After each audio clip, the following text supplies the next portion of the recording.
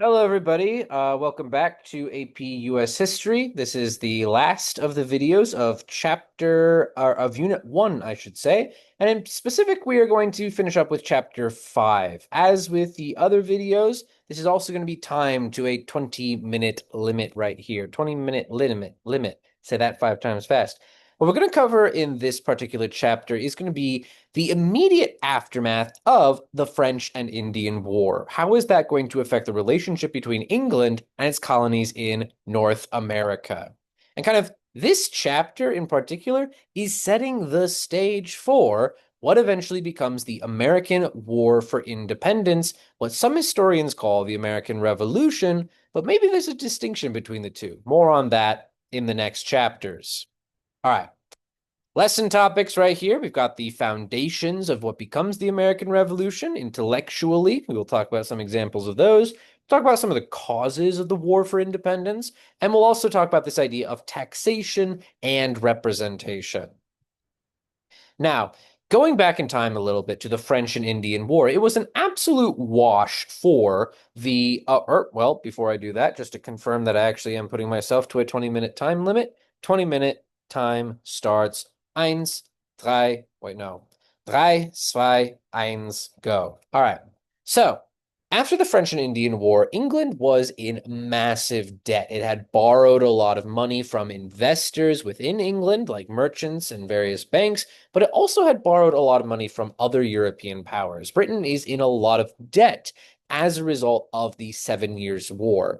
And it's because of this debt that's going to make the English government reconsider how to maximize profitability and therefore how to maximize revenue.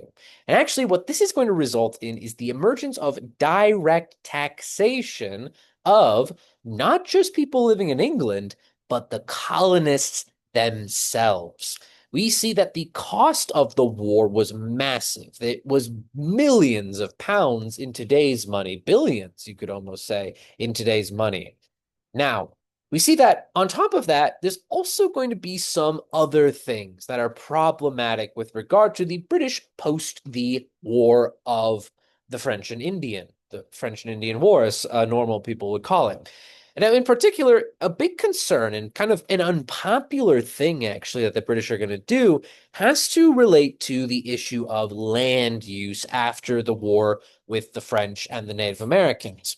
For example, we are going to see that after the war was done and over, actually, there is going to be further conflict that exists. For example, in 1763, after the French are successfully kicked out of this kind of western area over here below the Great Lakes and past the Appalachian Mountains, we're going to see that American settlers, colonial settlers, are going to start rushing to get as much land as possible out here in the West. The problem is, indigenous people that had been living here peacefully under the French, they're terrified of this happening. So what we're going to see actually is there will be military resistance against the British after the French and Indian War in the form of Pontiac's Rebellion. Now, Pontiac's rebellion is similar to the Pueblo revolts that you talked about, or that we talked about in chapter 1 of this unit. It is going to be the creation of a sort of pan-Native American, aka pan-Indian, kind of military coalition for the common purpose of self-defense. However, we're going to see that this self-defense is going to be put down rather quickly. Pontiac's rebellion is rather short-lived, but the English government back home is kind of like, oh, we don't want to have to waste more money on defending the colonists. Let's just make the Native Americans happy by not allowing white settlement past the Appalachian Mountains. And what happens is the British literally draw a line down the Appalachian Mountains called the Proclamation Line that prevents colonists from residing and settling in this territory. Now, the reason why this is going to piss off colonists is that it really cheeses off the people who thought that they were promised that land after the war was over. So, kind of, we do see that that's one of the causes of discontentment among the American colonists in the New World, in living in the British Empire, I should say. However, the British Empire is going to do a lot of stuff kind of that goes against the wishes of the colonists because honestly, for one thing, the colonists are not represented in Parliament. Now, you might be thinking, that's a little unfair, and definitely, yeah, it is. However, according to the British worldview, that's not unfair because of this concept known as virtual representation. And what essentially this is, what this believes is the idea that by virtue of being a resident within the territorial borders of the British Empire, by just that simple fact right there, you are therefore effectively represented in Parliament. You kind of don't have to have your own local representative directly serving your interests in Parliament. Rather, it's kind of this I got you, bro relationship that Mr. Velasco described in class. Again, by virtue of being a part of the empire, you're represented in government. You don't need a person from your community to vote for your interest in Parliament. Parliament's got you. We are in charge of everything. We are the supreme political organization in the British Empire. And it's because of this lack of American representation that the British are like, well, what's good for the empire is going to be what passes. And even though it might suck, you guys have to pay taxes, it's for your general good. Yeah, you're not represented, but again, we're looking out for your best interests.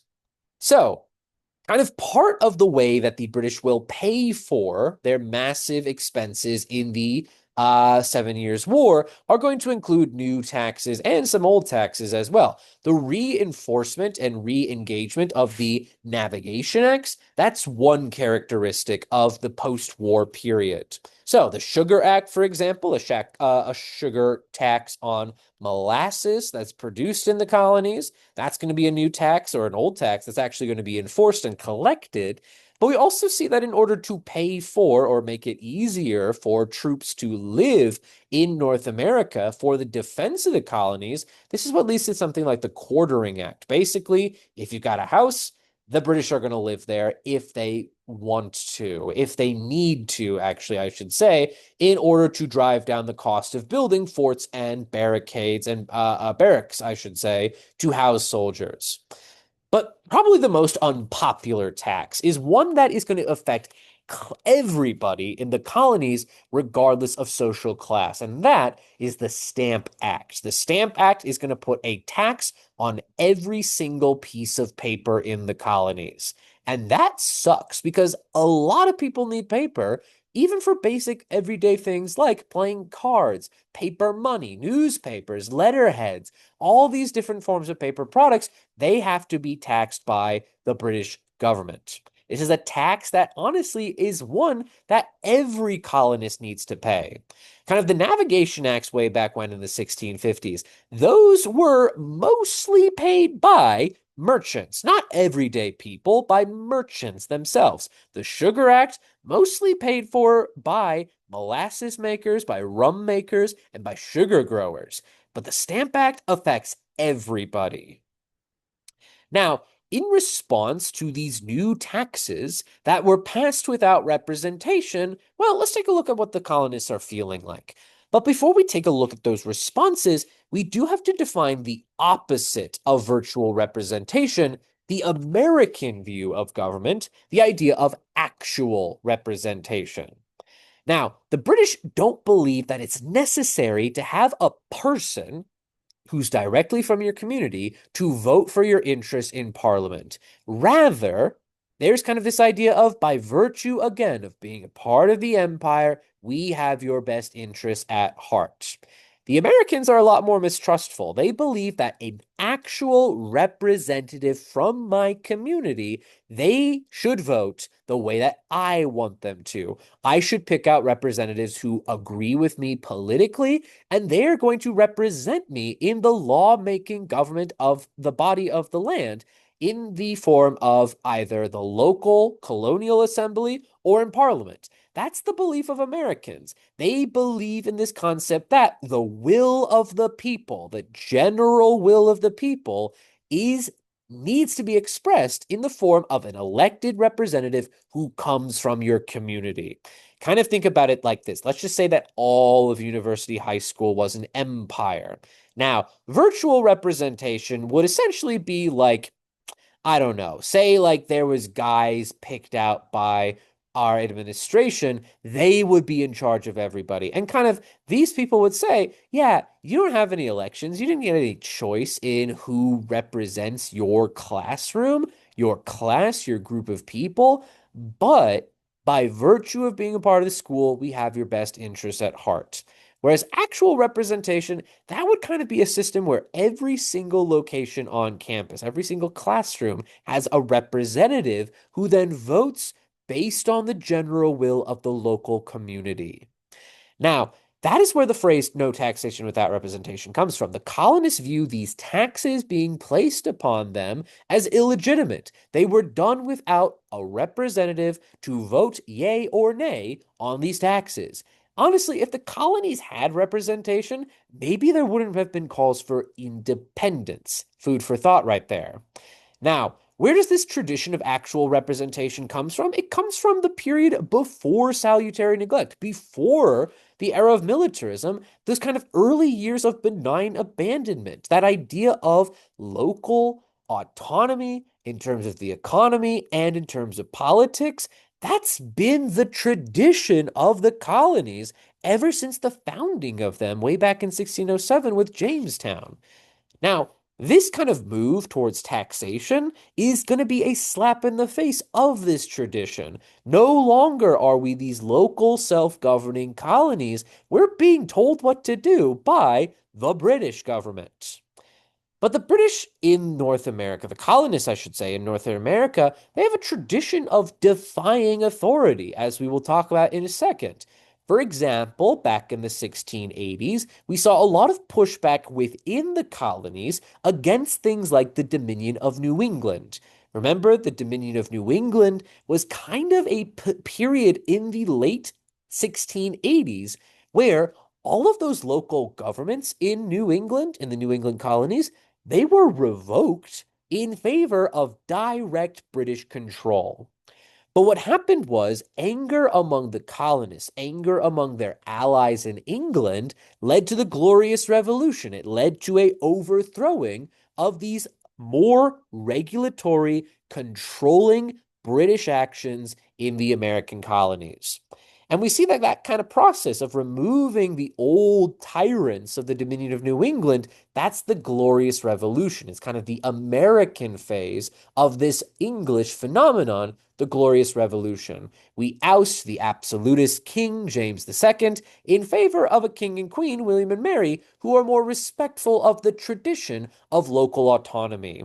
That's kind of a big thing right here. The Americans value tradition, and that tradition, in their mind, was that they were to be left alone. What the British are doing is challenging that tradition. Now, kind of in the more contemporary period, especially in the period after the French and Indian War, what are some examples of colonial defiance of this return of mercantilism? Well, for one thing, we have the example of the Stamp Act Congress. The Stamp Act Congress is going to be a meeting of representatives from most of the colonies who are going to organize forceful opposition to the Stamp Act. This includes things like massive public protests, but this also includes things like formal statements by colonial legislatures, colonial lawmakers, to protest these acts. These acts are an unfair tax on the people of the Americas. They are unfair because they were passed without any actual representation from the colonies in Parliament. But kind of on the more radical and extreme end of things, we have the Sons of Liberty. The Sons of Liberty were kind of like, you could say they were a terrorist organization. They were a radical protest organization that protested against British colonial actions, like the enforcement of the Navigation Acts, like the enforcement of the Stamp Act. But we also see that the Daughters of Liberty, the kind of female patriots, they're going to encourage what is known as homespun virtue. Basically, the females, never mind, the women, they organize a boycott of all British manufactured products. hit the British where it hurts in their wallets. That's going to make the British government relent and overturn these unfair taxes. However, things are just going to keep escalating, unfortunately, because while the British do cave in to pressure and opposition from the colonists and from merchants in England who want that trade to come back, who want to end those boycotts the British colonists have on the English themselves, we unfortunately see that the British are not going to back down on the right to tax. And we see that with the Declaratory Act or the Declaratory Act. The Declaratory Act is basically going to say this: guys in the colonies, I know we back down on the Stamp Act, but we reserve the right to tax you no matter what. What Parliament says is supreme. Parliament is the ultimate law-making body in the whole of the British Empire. Not your local self-governments, it's Parliament. And what we say, it goes.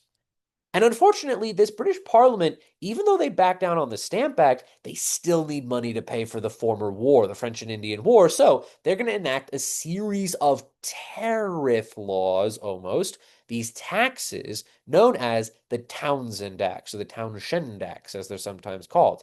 Now, this is a tax that colonists have to pay on all imported goods. The reason why this hurts so badly is that imported manufactured products were heavily needed in the colonies. Remember, the Navigation Acts prevented the development of American colonial manufacturing.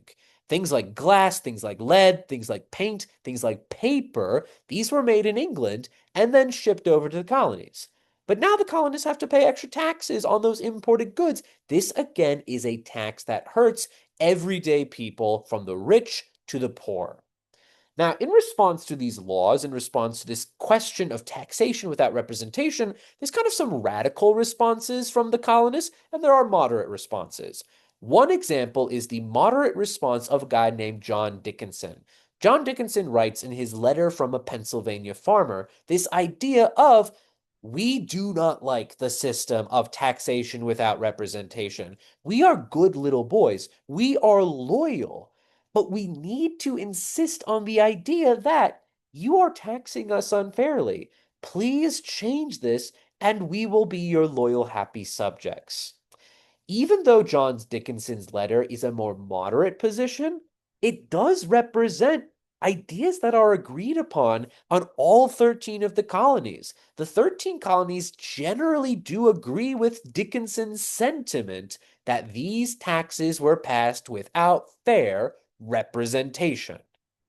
On the other hand, you have more radical figures like Samuel Adams, for example. Samuel Adams, in his circular letter, he straight up says these laws are unconstitutional. They are unlawful legislation that should not be allowed in the English colonial system.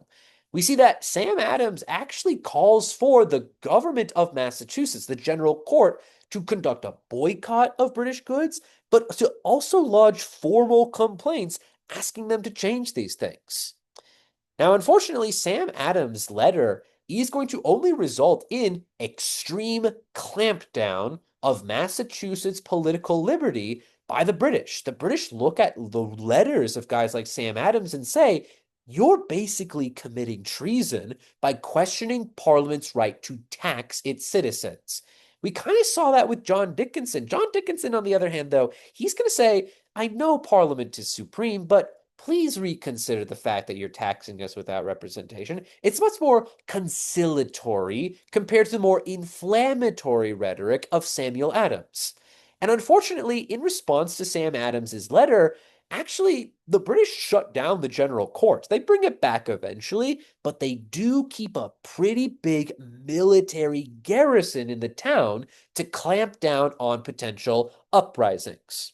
We see, unfortunately, that this military presence, combined with unfair taxes, it does lead to skirmishes such as the Boston Massacre. The Boston Massacre, the least massacre-y massacre out there, but it does represent growing animosity between the British colonists who feel that they were unfairly fired upon and the British, who the colonists view as the aggressors in this circumstance, even though the colonists were provoking them. But regardless, other kind of acts of conflict include the Boston Tea Party. The Boston Tea Party was a protest against the Tea Act, which made the colonists buy British tea and not cheaper and better quality Dutch tea, for example. This results in massive amounts of colonial tax tea property from the British East India Company to be destroyed by the colonists.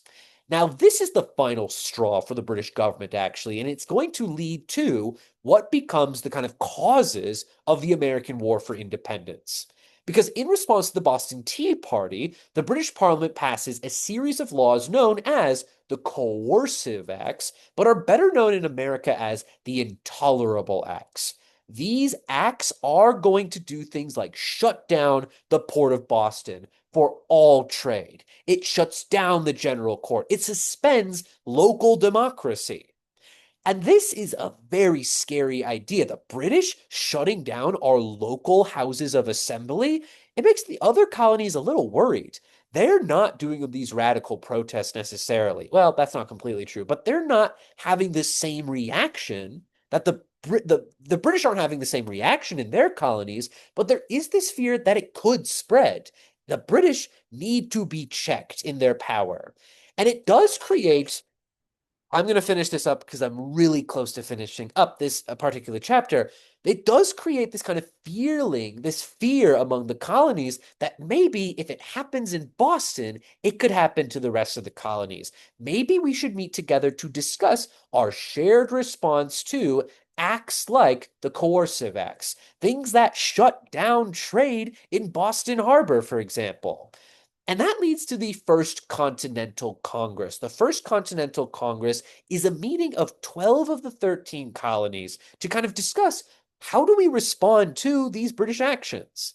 And at the First Continental Congress, they do respond with a organized boycott against the British, and they do say if the British don't back down on the coercive acts, maybe we're going to have to meet again to discuss more radical ideas. Maybe we need to discuss ideas like self-defense. Now, in order to coordinate all of these kind of ideas between the colonies, that's where we see ideas like the committees of correspondence. These were letter writing systems between representatives and local elites in the 13 colonies who were complaining against the actions of the British government. Now, kind of a more radical step is going to be what happens in Boston, in Massachusetts. Massachusetts is terrified that their local government was shut down. So local elites are actually going to form what is known as the provisional government. We are going to meet in secret to be the kind of underground government of Massachusetts. If the British shut down the general court and refuse to bring it back, we're going to declare that we're the ones in charge of Massachusetts. And actually, in order to back up this claim, the Massachusetts provisional government, it does kind of organize its own militia. And it houses all of its guns and weapons for this militia in the cities of Lexington and Concord. The British get word of these guns being held, and they're terrified. They might lead a rebellion. So in 1775, the British are going to try and seize these guns from the Massachusetts provisional government. But before they are able to do that, there's a massive battle between the Massachusetts militia and the British military. The British military were sent in to seize the guns from this local underground government, and in response, that's where the War of Independence begins. The shot heard round the world, as it's famously called. Now, I was only 2 minutes over time, so you can again comment down below, Mr. Ancharsky, you're a fraudster, you're a man who should never be trusted. Well, no, you can trust me, but in this case, I did go over 2 minutes, so I apologize. Well, again, as always, if you have any questions, please let us know. Have a wonderful evening. This is the last video of Unit 1. All right, thank you guys so much, and let us stop recording. Let's say stop recording in about 3, 2,